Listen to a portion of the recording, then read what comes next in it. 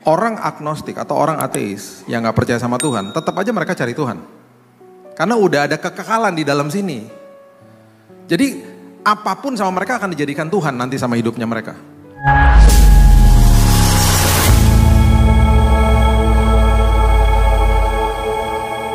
Kalau misalnya mereka bilang begini, saya gak percaya sama Tuhan Allah Elohim pencipta langit dan bumi. Tetap aja dia akan cari sosok Tuhan yang lain. Bisa akhirnya karirnya dijadikan Tuhan. Bisa akhirnya uang dijadikan Tuhan. Bisa jadi ketidakpercayaannya dia dijadikan Tuhan. Oh, dia bangga sama ketidakpercayaannya dia. Akan cari Tuhan. Jadi ketika dua teman saya datang ke rumah, yang satu agnostik, satunya ateis. Ngobrol sampai larut malam. Saya udah tahu nih. Di awalnya saya kepancing sih, karena saya kesel. Mereka mencibir Tuhan dan lain sebagainya. Pengen balas gitu rasanya. Tuhan bilang, udah tenang aja. Kalau kamu debat kusir sama mereka gak balik lagi ntar ke rumahmu. Udah diemin aja Bill. Dengerin aja, doain aja gitu. Ya Tuhan kesel tapi aku Tuhan. Gak apa-apa diemin aja. Dengerin. Nanti ketika mereka minta saya ngomong, baru saya bicara. Menurut kamu gimana? Saya akan ngomong gini, menurut saya kan kamu nanya loh. Saya gak pernah ngomong begini, kamu tuh gitu, kamu gak boleh begini, gini. Saya gak boleh kamu. Saya bilang, menurut saya loh ya, kan kamu nanya loh. Mereka pulang kita doain. Karena gak pernah diajak debat kusir jadi betah ke rumah saya. Ke rumah saya sampai jam 1 pagi. Sampai saya bilang sama istri saya, udah kita debatin aja biar gak balik-balik lagi. Kesel juga soalnya. Sampai jam 1, sampai jam 2 gitu. Karena betah di rumah saya ngomong, karena apa? Didengerin sama saya. Cuman kan saya kesel di dalam hati. Dengerin, iya. Tuhan tuh gitu, Tuhan tuh gak ada Bill, Tuhan gini, gitu hidup tuh pakai logika gitu. Iya, aduh kesel loh lama-lama. Terus Tuhan Roh Kudus ingetin, Bill jangan ajak debat kusir loh. Tuh, aku lagi taruh kekekalan dalam hati mereka. Sudah aku berikan dalam hidup mereka. Kamu jadi fasilitator aja loh. Bener loh. 1 bulan, 2 bulan, 3 bulan, 4 bulan, 5 bulan, 6 bulan. Dua-duanya berlutut di hadapan Tuhan di rumah saya. Terima Yesus sebagai juru selamat. Dan mereka sangat radikal buat Tuhan. Sampai kalau ada orang di teman-teman, di lingkaran teman saya gak percaya, saya bilang, kamu ngomong sama dia aja. Dahsyat mereka akhirnya. Mereka bilang gini, makasih ya Bill, kamu gak debatin aku. Kalau kamu debat aku pasti kabur dari sini. Karena semua orang ku ajak ngomong, pasti aku di debat kusir. Jadi aku gak dapat jawaban akhirnya. Tuhan dahsyat kan? Jadi perjalanan hidup, tau gak? Nah sekarang saya mau kasih tahu. Ini tipsnya. Di dalam perjalanan hidup, perjalanan apapun dalam hidup ini, jangan bawa ekstra bagasi. Orang yang bawa ekstra bagasi akan selalu merepotkan orang yang traveling sama-sama dia. Saya dulu punya tante, 2 tante saya. Mereka ini tidak nikah. Nah, mereka ini yang mentoring saya dulu waktu saya masuk ke yayasan. Saya punya keluarga membentuk Yayasan Immanuel namanya di Jakarta. Ada toko bukunya, ada penerbitan, mungkin Bapak Ibu pernah baca buku yang belakangnya ada print Immanuel, itu keluaran kami. Kami juga punya divisi bantu-bantu hamba Tuhan sudah 57 tahun, tiap bulan kami bantu. Dari pelosok-pelosok Indonesia, tiap bulan.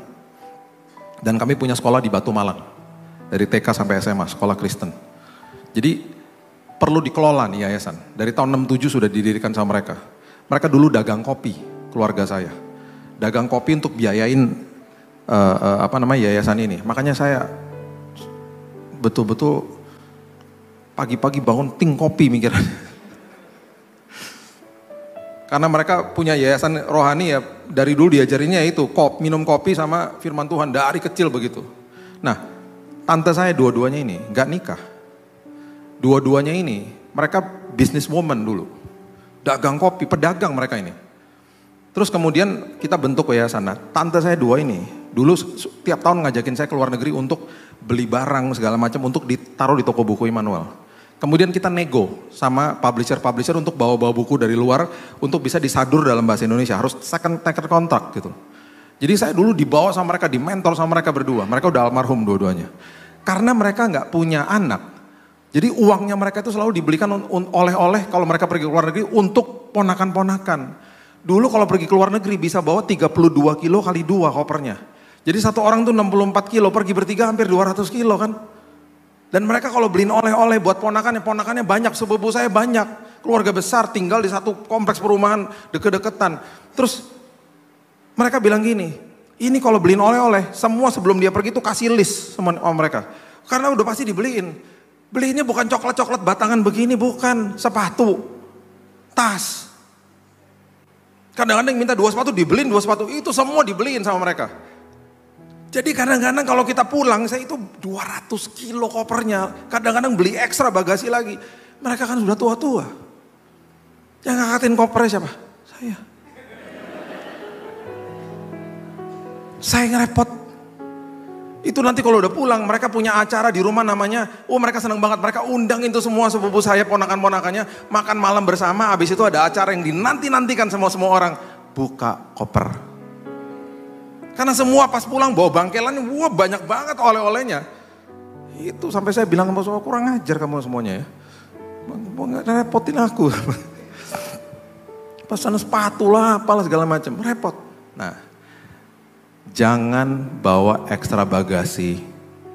Yang saya mau katakan adalah jangan bawa sampah dari masa lalu. Orang yang bawa sampah dari masa lalu adalah orang yang dalam hidupnya membiarkan benih kepahitan yang ditanam sama seseorang, mungkin orang terdekat, itu dibiarkan tumbuh jadi akar kepahitan dan pohon kepahitan dalam hidupnya. Yang kedua, ada kemungkinan ekstra bagasi atau sampah kehidupan itu karena dia tidak bisa ngampuni dirinya sendiri. Dia berbuat kesalahan dan dia merasa tertuduh.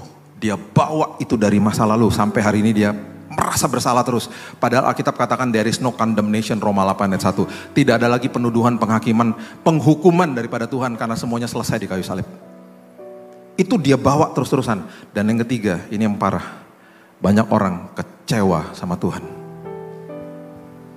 Apalagi kalau saya masuk ke dalam ranah yang namanya kedukaan.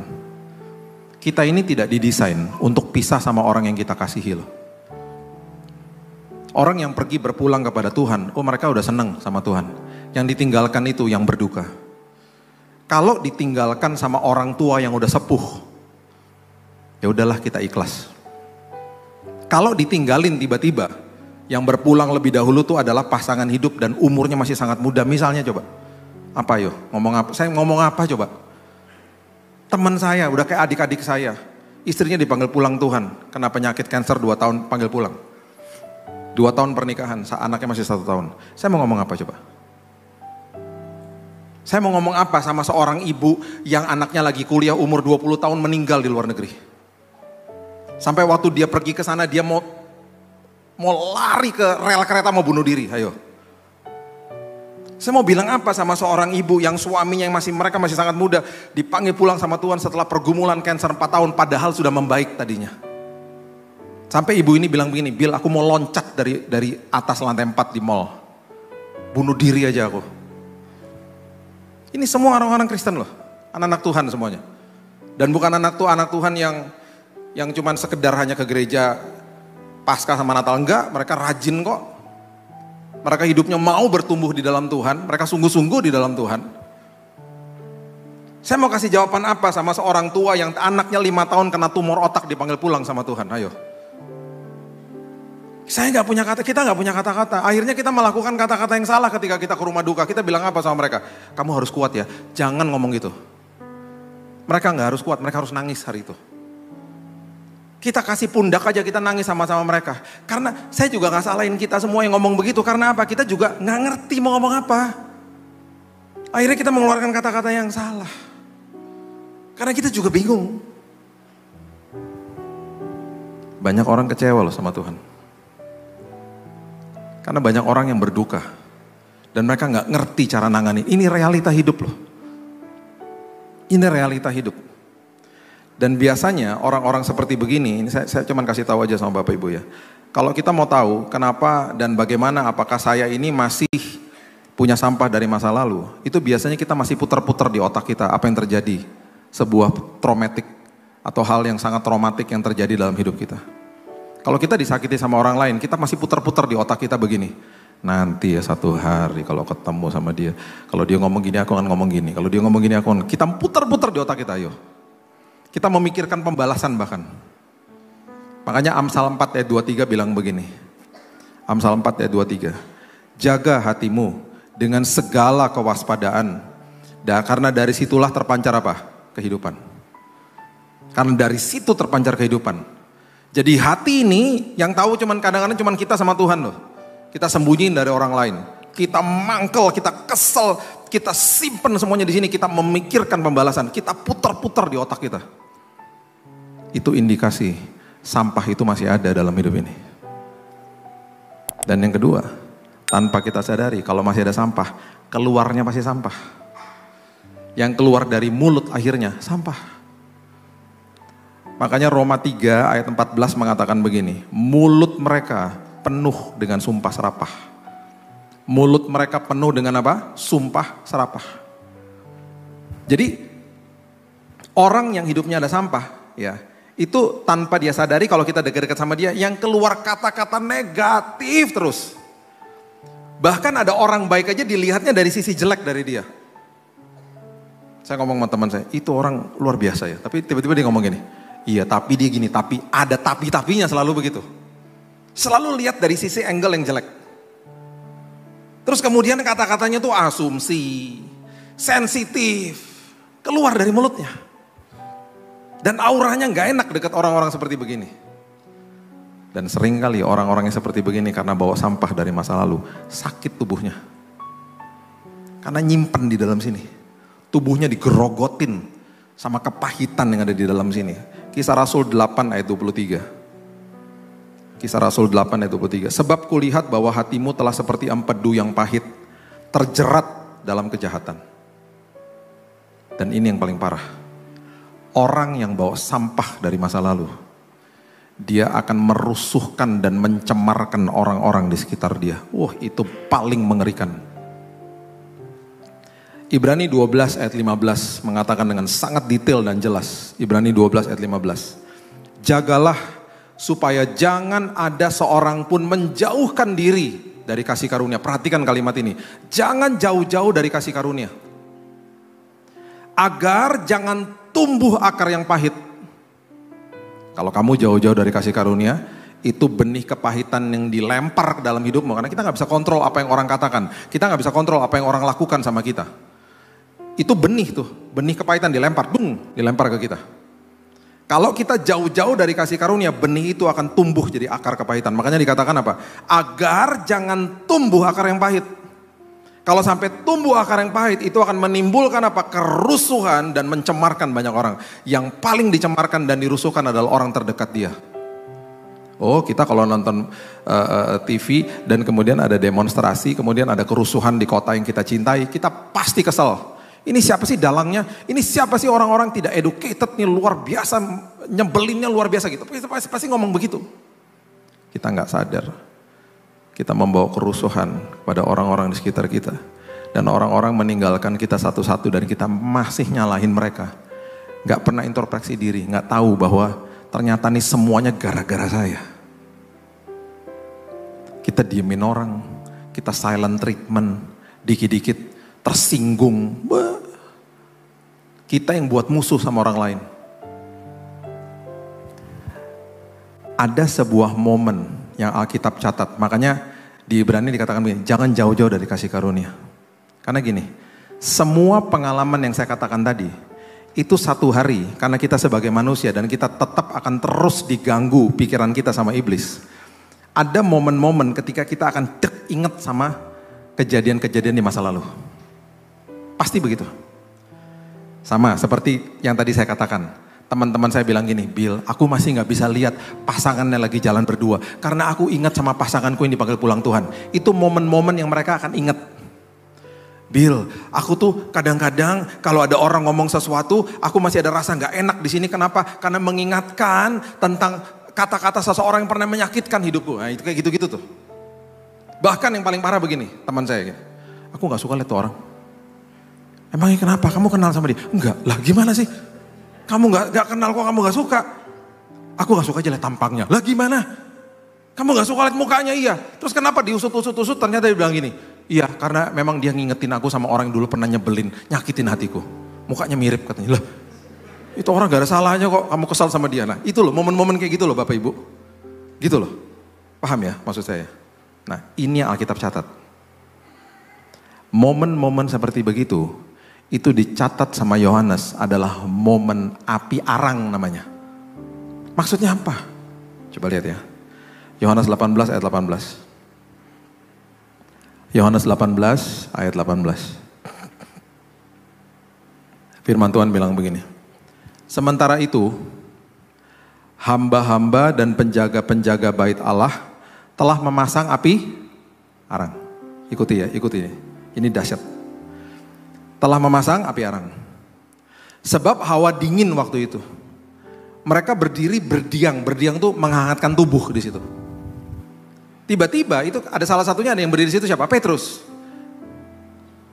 Juga Petrus berdiri berdiang bersama-sama dengan mereka. Ini letaknya di depan rumah imam besar Kayafas. Waktu Yesus sedang ditahan di situ. Petrus ikutan lagi nungguin nih Yesus mau diapain saat itu. Karena udara dingin di luar, mereka memasang api arang di luar. Itu kalau kita nonton di film-film hari ini, mungkin di kota-kota seperti New York itu ada gentong gitu ya, isinya kayu-kayu, dikasih api, terus karena musim dingin mereka lagi berdiang. Berdiang tuh menghangatkan tubuh di situ. Alkitab tidak mendetailkan apakah ini bentuknya seperti begitu atau hanya sekedar api unggun misalnya. Tapi jelas-jelas dikatakan api arang. Di depan api arang, Petrus lagi berdiang bersama-sama dengan orang itu, ada orang nyamperin dia. Kamu bukannya muridnya Yesus ya? Ngawur aja, bukan. Dan akhirnya sampai 3 kali dia menyangkal Yesus.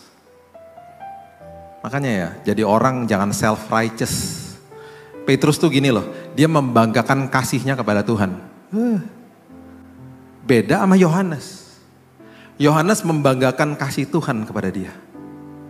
Makanya yang tulis ini Yohanes. Yohanes itu adalah orang yang mengerti kasih Yesus. Menurut saya, lebih daripada semua murid yang lain. Karena dia satu-satunya murid yang berdiri di depan kayu salib. Yang lain kabur. Makanya penulisan kitab Yohanes itu tidak sama seperti Injil yang lain. Tidak sinoptik, tidak serupa. Matius, Markus, Lukas kan serupa. Makanya Injil Yohanes itu bukan sinoptik gospel. Makanya Bapak Ibu kalau mau belajar tentang kasih, bacalah kitab-kitab yang ditulis sama Yohanes. Karena dia lihat sendiri gurunya mati secara brutal di depan mata dia. Makanya dia mulai dengan pewahyuan yang luar biasa. Pada mulanya adalah firman. Dia kasih ayat yang terjadi sebelum Kejadian 1 ayat 1 bahkan. Dia gak pernah mulai dari kelahiran Yesus. Dan dia tulis momen-momen seperti begini karena dia tahu kasih karunia yang terjadi sama teman yang namanya Petrus. Makanya kalau baca kitabnya Yohanes seringkali Bapak Ibu kan baca begini tiba-tiba. Murid yang dikasihinya. Lah, kesannya kayaknya narsis kan nih orang. Dia tulis tentang dirinya loh. Murid yang dikasihnya itu tentang dirinya sendiri. Dia fokus kepada kasih Tuhan kepada dia. Kalau Petrus ngomong gini, oh gak mungkin saya nyangkal. Saya murid paling setia, saya paling hebat udah. Dia fokus sama kasihnya dia kepada Tuhan, gagal akhirnya. Makanya belajar terima dulu baru memberi. Kita gak bisa memberi kalau kita gak punya, gitu loh. Kita gak bisa kasih uang kalau kita gak punya uang. Kita gak bisa kasih waktu kalau kita gak punya waktu. Kita gak bisa kasih yang terbaik kalau kita gak pernah terima yang terbaik. Makanya Yesus bilang begini sama Marta, kamu kenapa sih ribet banget? Belajar dong seperti Maria, duduk di kakiku dan terima dulu baru kamu bisa lakukan yang terbaik gitu loh. Orang lupa format ketaatan yang gak pernah dibahas apa? Belajar terima. Terima dulu baru berikan yang terbaik. Jadi Yohanes tulis nih. Dia tulis dengan detail, di depannya api arang kejadiannya. Nah, ini dia nih. Yesus mati, Yesus bangkit. Dia mulai nampakin dirinya kepada murid-muridnya toh. Penampakan pertama, gak terjadi apa-apa sama Petrus. Mungkin main kucing-kucingan, Petrus gini, aduh udah dijak ngomong apa ya sama dia ntar. Penampakan kedua, tidak terjadi apa-apa. Penampakan ketiga. Dan Alkitab selalu detail dengan angka. 3 itu angka kebangkitan, kepada 7 murid. 7 murid itu 7 angka sempurna. Penampakan ketiga di mana? Di tepi Danau Tiberias. Kepada siapa 7 muridnya? Ada Petrus salah satunya. Ada Yohanes, ada Yakobus, anak-anak Zebedeus. Ada Nathanael. Nathanael itu berarti Bartolomeus.